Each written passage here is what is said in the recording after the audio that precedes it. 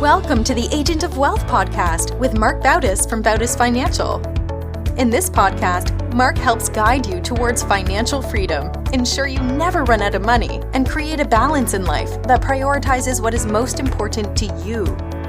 Join us for this journey as Mark draws from years of expertise and guest experts to solve the multiple wealth building challenges involved in your financial life.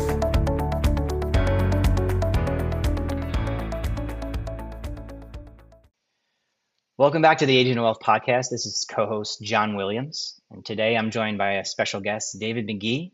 David is a business performance coach with more than 20 years of experience and over 19,000 hours spent coaching six-figure business owners as they scale towards seven figures, and done so with a focus on not burning out. He's the creator of the $1 million plus practice framework, which has helped more than 100 businesses break through growth plateaus by focusing on something most people overlook: alignment between the leader, the vision, and the way the business actually operates. But what makes David's perspective especially interesting is his belief that the fastest way to grow your business is actually to stop focusing on growth, a counterintuitive idea that we're going to hopefully unpack today. So David, welcome to the show. Well, thanks, John. Appreciate it. Glad to be here.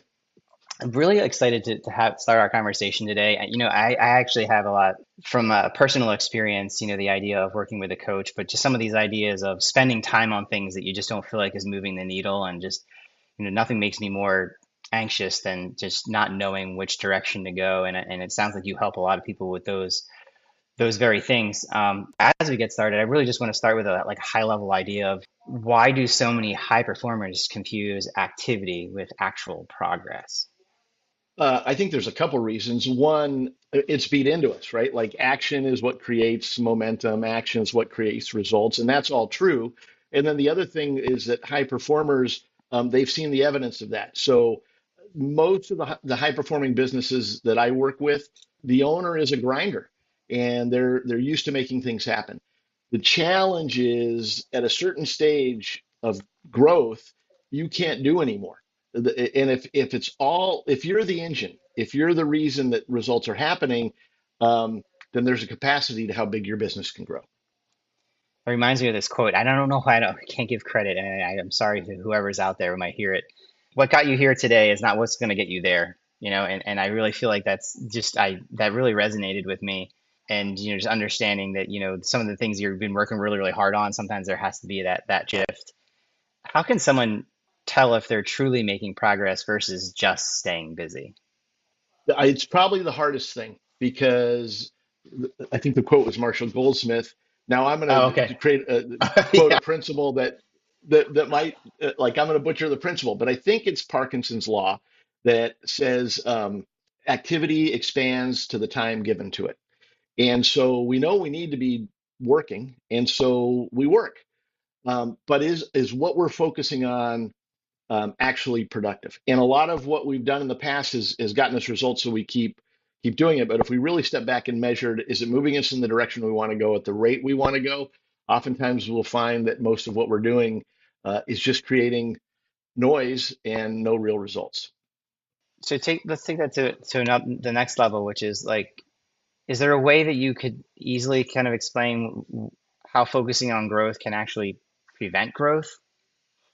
Yeah, I think what happens a lot of times when I'm working with my clients, I won't even use the word goal, because goals it's kind of, we bring all this baggage around a goal. Either we set super big goals that are probably outside of our capacity to reach, or we set smaller goals so that we can reach them. And then there's a story we tell them. So if we don't hit the goal, we beat ourselves up. And oftentimes, if we hit the goal, we say, well, is that all there is? And that's the same focus with growth. If we're focused on growth, we might be missing the reason we want to grow in the first place. So with my clients, I change the word goal to target, and it sounds like it's semantics, but it does make a huge difference, because if you hit a target, great, set a new one. If you miss a target, no big deal, shoot again. And then when we're not focused on the goal specifically, what we're focused on is moving towards a vision we have, then we can be really focused on the activity we're doing every day, and that's going to it'll get us to our result faster. So one of my favorite quotes is by Earl Nightingale on on the definition of success. And when I first heard it, I hated it because there's nothing about achievement in it. And Earl Nightingale says that success is the progressive realization of a worthy ideal. So it starts with the ideal at the end. What's ideal? And doesn't have to be specific. It doesn't have to be measurable. It's just got to be an ideal outcome I want. It's got to be worthy of my time and my effort. And then success is the progressive realization of that. It's the movement toward. And so when we're so focused on hitting a growth number, we're less focused on the movement toward, and so it takes us harder to get there. That makes a lot of sense. And there's a fine line between these targets, but ultimately the goal is growth, right? Do you spend Yeah, some time helping people understand that these targets and these actions or whatever you're giving them is more just from a motivational perspective, going to lead to growth? Like, it doesn't sound like you're yeah. ignoring that altogether, but how does that play into the whole conversation? No, and it's a really good point, John, because there's nobody that comes to me that doesn't want growth, right? It's the focus on the growth that causes the problem. Let's set a target, and then let's move the target back to what are we going to do today, and that's where our focus really should be. And if you think about it, regardless of what business you're in and what level of success you have, and how much you love your business is a means to something else. We get so caught up in hitting these goals that our day to day isn't the day to day we want to be living. And what if we flip the switch and said that the day to day is what's important? The goal and the target and the desire sets our direction, but what we do day to day is what's important. So if we're so focused on the goal, we miss what's happening on the day. If we can say this is the direction we're moving into and we take the actions today, we're going to have the growth. I feel like timeline really speaks to that too. And you just like as you're talking, I'm just thinking of ways that I've always thought about this, and maybe this even speaks directly to this like 1 million plus practice. I'm sure you have like you've probably systematized it. Maybe it's time that we maybe like look at that specifically. Is there? I'm really curious and interested in hearing like that framework. I even see like in Yeah. our notes that there's a trademark connected to that, so it must be something you want to protect and you find to be really important. It is. I think so. It's interesting. I've been joking with people that seven figures is the new six figures. And when I started coaching 20 years ago, a client would come to me and we'd ask, okay, what's the income goal, the revenue goal, and it would always be $100,000. Then we started digging into why, and maybe they needed actually 120 to do everything they wanted to do, or something. Maybe they needed 80, but 100 was in their head. A million is the new 100,000, right? Like a business comes to me now and they're like, we want to hit $1 million in revenue. I've helped over 100 businesses get to $1 million in revenue. But most of the clients I work with, it's not about the $1 million. It might be 800,000 is great where they need to be. It might be 1.5 million. It's the target. So the framework is this. I work most of the people, the businesses owners that come to me they already have a successful business and they've hit some sort of ceiling and they want to break through that ceiling. And so what we look at is at the core of this framework is the dream they're trying to accomplish. All of us have similar motivators to achieve that dream. It's momentum or growth, which in business turns into dollars. There's freedom, and the flip side of that is stability. We all want some sort of freedom and stability. And then at some point, we want to connect and make an impact. What gets in the way of the dream and those motivators are stalled growth, execution bottlenecks, and what I call business by band-aid. And this is where the business gets in the way. We have a problem in our business, we just stick a band-aid on it. We solve it quick and we move on. And then all of a sudden we have this business that's kind of duct tape and wires. The solution to those three challenges, if I have stalled growth, we want to focus on driving growth. And the way we do that with the business owners, we get them very clear on their vision. Then so we have a compelling vision, very clear targets, and then we set up 90-day missions. And I use the term mission on purpose because a mission is something that's exciting. A project is boring. A mission we can get excited about. If we're focused on execution bottlenecks, we really need to lead boldly. And this is where most of the clients I'm working with, we focus a lot because they've gotten to a certain level just being the engine. We want to change that to being the driver. And we do that by looking at their leadership identity, getting them to lead like only they can, leveraging their natural strengths and abilities, and then always have a process of leveling up and raising the standard for themselves and their team. And then on the business by Band-Aid, what we want to do is we want to systemize scale. And we do that by working in shorter work cycles. And we can talk about that if you want, but most people, a 90-day project is actually too long for most people. So we want to shorten the work cycle. We want to then refine what we're doing and then level that up to a scale. As a personal level, like someone once said to me that the idea of year goals, and they made a case for how they don't make a whole lot of sense, and it's a completely arbitrary thing. Like we think about the week, we think about the month, we think they're just like really when it comes to our goal, Yes. our goals don't really care about the year. They don't really, and I started reframing the way I think about things. I think it was Mike Moran. I don't know if you, anyway, it doesn't It's really matter. Brian. He's actually a friend of mine who wrote the 12-week year, Brian Yeah, Moran. and actually, Yeah. I actually started incorporating. Not I started for like when I first started in the business.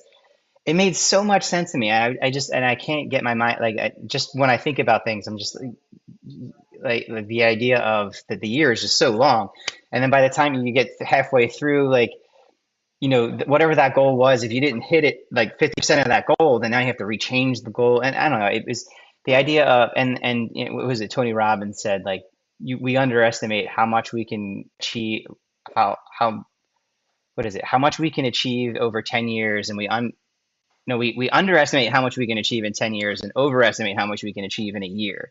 And just like this idea Absolutely. of time just started like kind of like come together and like, yeah, like really being aware and just kind of bringing that back to tasks. And again, like, that's why I mentioned Mike Moran. And it's funny that you're actually friends with him. Yeah, no, and his whole concept is on this 12-week year, right? Shorten the time frame. Yeah. There's a lot of science on that shorter work cycles are better. One of the things that I have my clients do, I put them through a psychographic assessment, and it helps measure what their focus is and how they use time. And really, we fall in one of two buckets in how we use time. We're either really good starters or we're really good finishers. And if you think about it, like you probably gravitate to one versus the other, right? Well, so if we're really good starters and we're working a year or even 12 weeks, we get to the middle and we start looking around for something else to start. If we're really good finishers, a year, we don't see the finish line, so we're not even going to get started. That's a lot of people who are natural finishers think they're procrastinators. They're just really good finishers.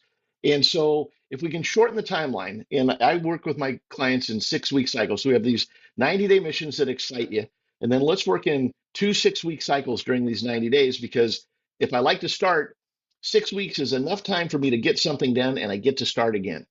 If I like to finish, I can see the finish line in 6 weeks. And then we're going to start something again that I can finish. And so I think tightening up, whether it's 6 weeks, 12 weeks, 2 days, if we can tighten up our production cycle, we're going to get much better results.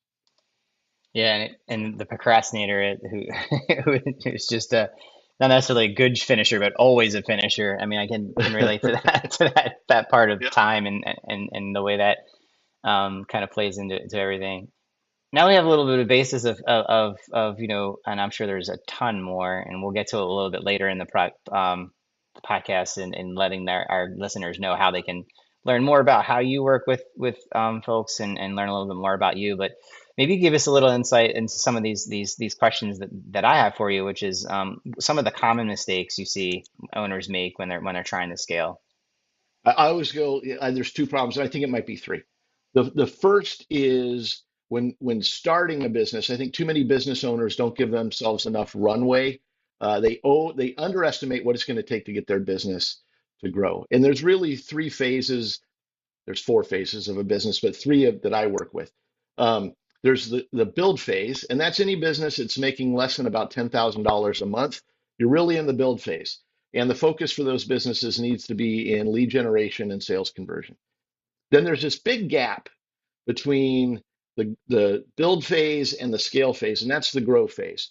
And that's anywhere from $10,000 a month to about $85,000 a month. Your business is really growing there. And the real stage of scale comes after you're making $1 million a year, where you can really leverage people and systems to scale. The fourth phase that I don't work with is exiting your business, right? Um, but so the first mistake people make is they try to they underestimate how long it's going to take in that build phase. The second thing I think they make is that they try to scale too quickly. Once you're in the grow phase, they try to leverage systems and people to move up that grow phase at a faster rate than their business can handle.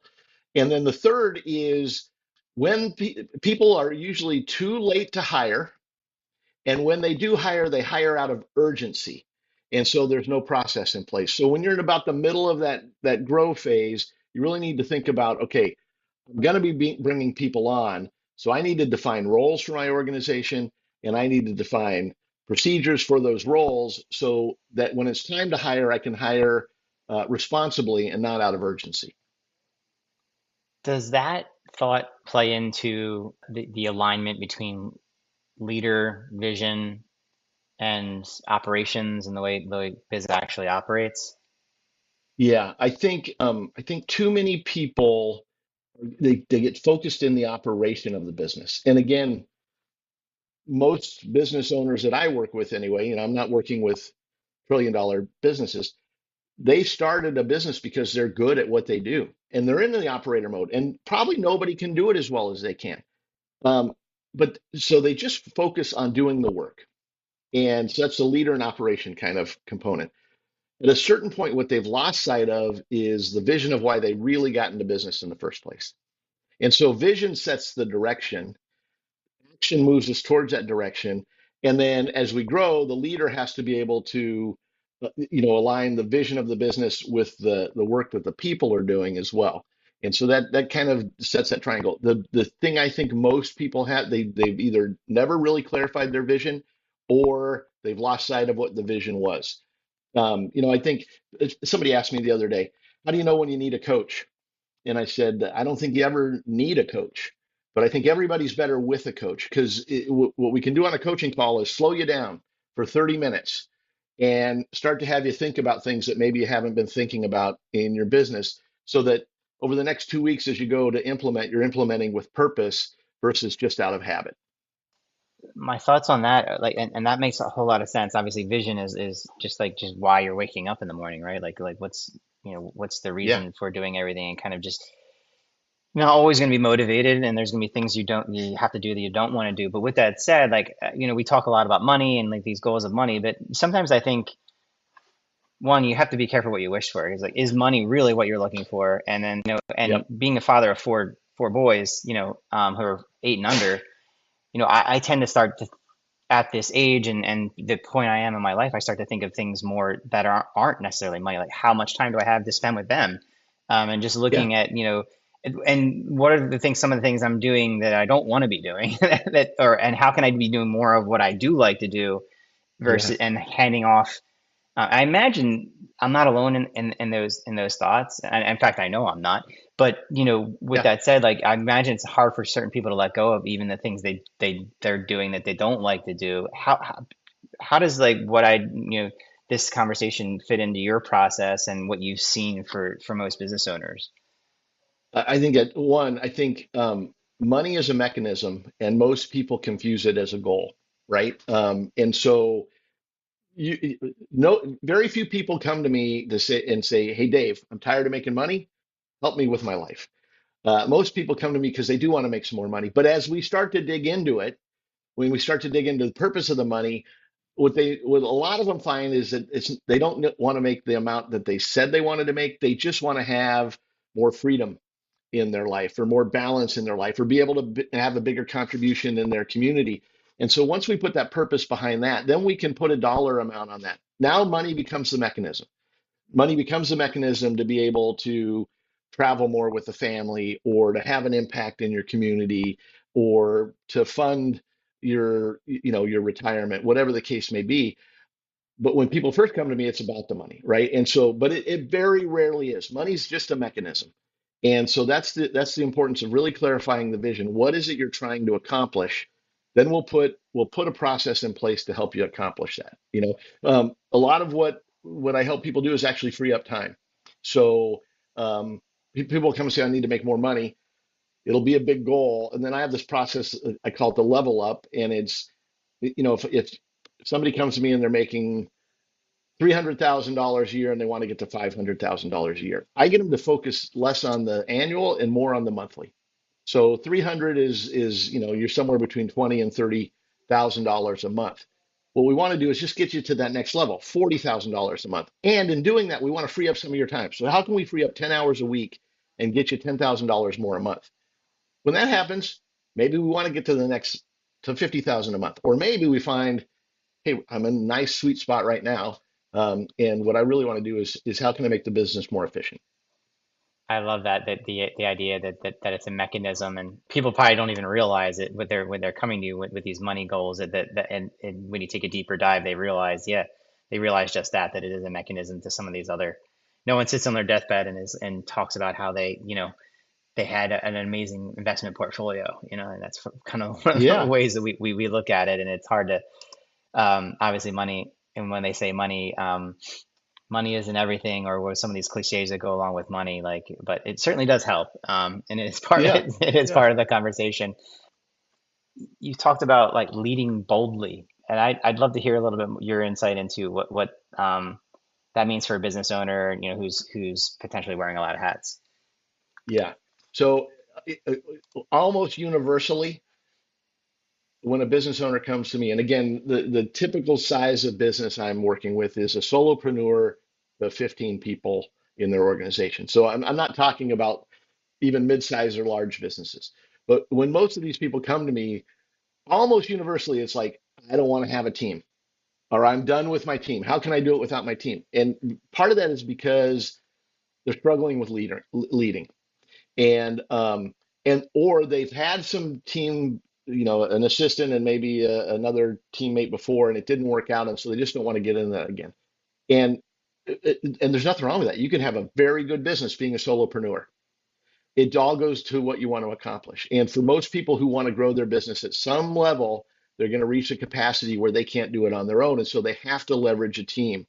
And so there's a couple things that get in the way of leading boldly. Number one is your leadership identity.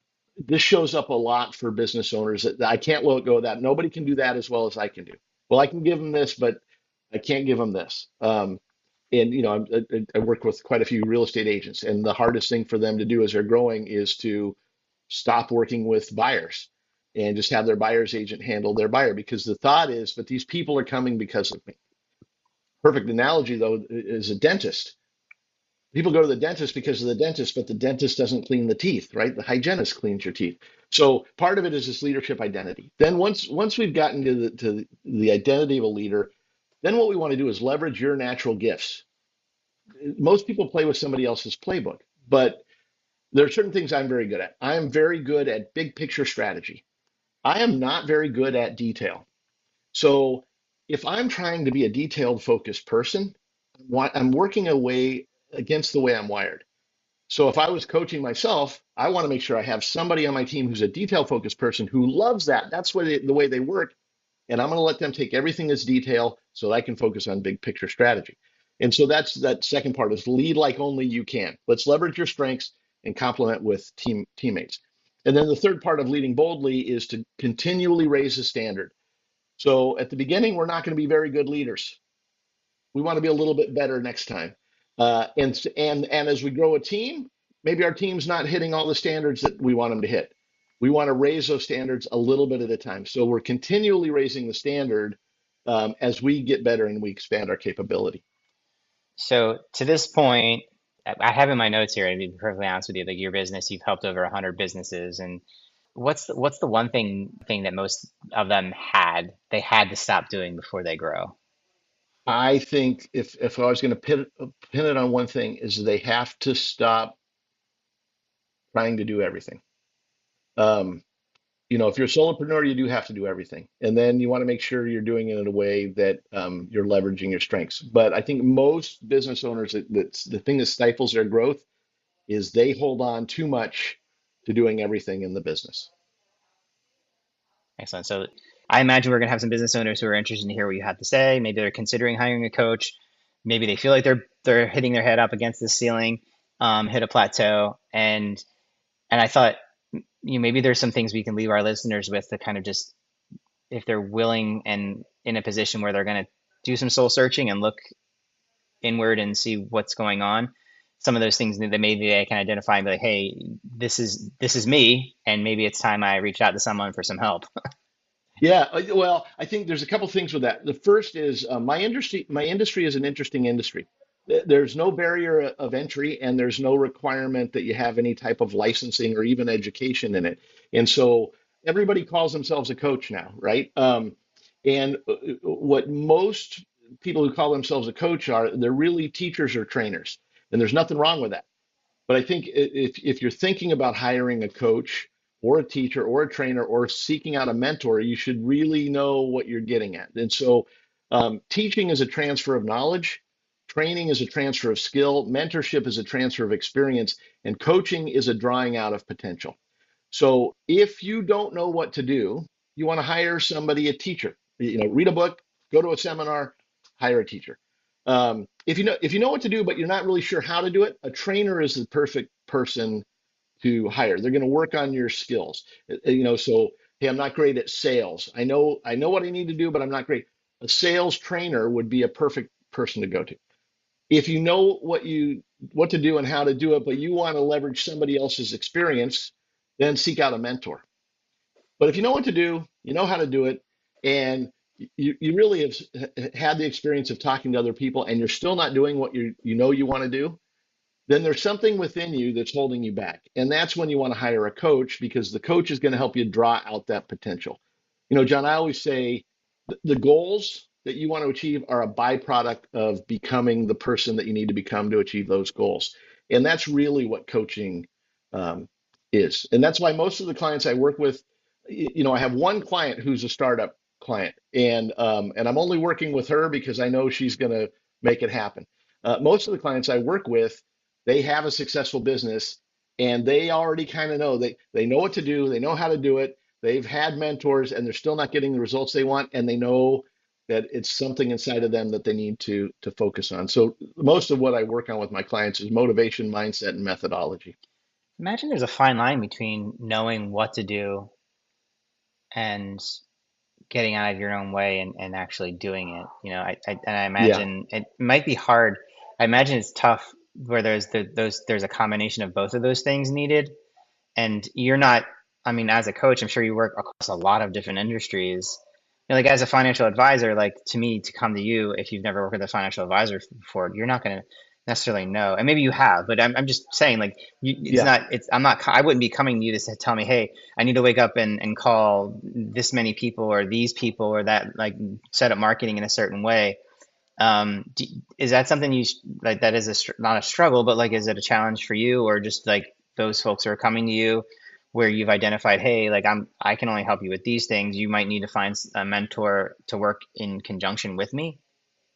100%. There's a couple things with that. One, so the clients I work with, it's interesting you mentioned financial advisors. So I work mainly in the professional service space. So my clients, attorneys, financial advisors, real estate agents and brokers, coaches and consultants. That's pretty much who I work with. Now, I worked with a client who was an investment banker who was referred to me, focused on mergers and acquisitions. I didn't know anything about his business, but there's enough core principles of business that are the same. And he knew his business, and he knew what his sticking point was, that we were able to work well together. But to your point, if somebody came to me and said, "Hey, I need help social media marketing," and some of my clients do, like I want to do, great. I know what I do on LinkedIn, and I know what I do on Instagram, but I'm not an expert. So I'm going to refer you to somebody who is an expert in those things. Yeah. Now, what it's interesting, you brought up the calls though, because that's a big thing for people in the professional services. You need to be in contact with your clients, your past clients, and probably some cold outreach as well. And then doing it may not feel it to you because you've been doing it a while, but for a lot of people, the hang up there is they're tired of hearing from me. It feels like I'm sticking my hand in my pocket, in their pocket. And so then they don't do the outreach they know they need to do. That's an area that I'm going to help them with is great. How can we reframe this that you're actually excited to reach out to your past clients and they're excited to hear from you, you know? Hmm. Yeah, interesting. I guess that's pretty about to wrap up. Is that I'd love to just close out with letting our guests know where they can find you, learn more about you. Maybe they want to engage with you as a potential client, and what that might look like. Yeah. So Coach Dave McGhee is my handle on just about all the socials. I am a Gen Xer, so I'm not on TikTok. But most of the socials, I am Coach Dave McGhee, and McGhee is McGhee. And once a month, I run a free business workshop, and you can get details on that at CoachDaveMcGhee.com. Excellent. We'll include all of that in our show notes. Yeah, Dave, I really enjoyed this conversation. I know our listeners are going to love it, and I look forward to staying in touch. Thank you so much for joining us. John, I appreciate it. Thanks for having me. Of course. And thanks again to everyone that joined us today. And until next time, we will see you soon. Don't forget to follow the Agent of Wealth on the platform you listen from and leave us a review of the show. We're currently accepting new clients, and if you'd like to schedule a one-on-one consultation with our advisors, please do so at bautisfinancial.com/call. Thank you for listening to the Agent of Wealth podcast. Click the subscribe button below to be notified when new episodes become available. The information covered represents the views and opinions of the guests and does not necessarily represent the views or opinions of Bautis Financial. The content has been made available for informational and educational purposes only and is not intended to be a substitute for professional financial planning and investment advice.